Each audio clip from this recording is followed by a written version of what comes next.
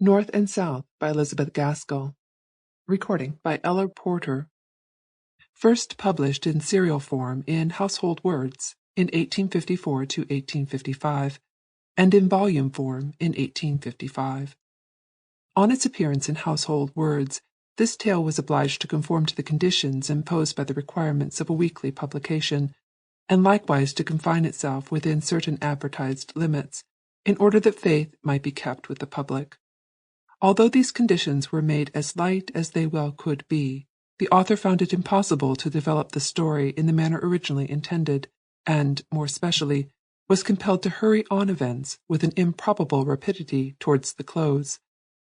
In some degree to remedy this obvious defect, various short passages have been inserted, and several new chapters added.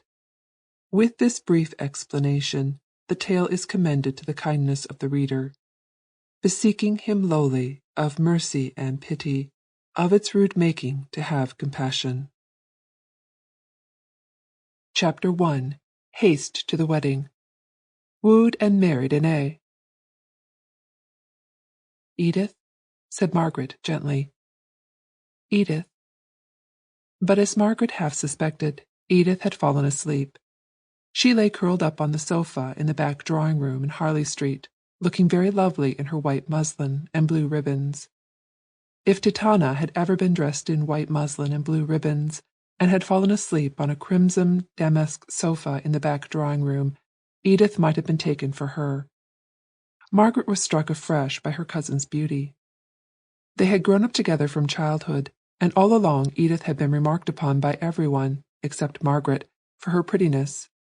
But Margaret had never thought about it until the last few days, when the prospect of soon losing her companion seemed to give force to every sweet quality and charm which Edith possessed. They had been talking about wedding dresses and wedding ceremonies, and Captain Lennox, and what he had told Edith about her future life at Corfu, where his regiment was stationed, and the difficulty of keeping a piano in good tune, a difficulty which Edith seemed to consider as one of the most formidable that could befall her in her married life, and what gown she should want in the visits to Scotland, which would immediately succeed her marriage.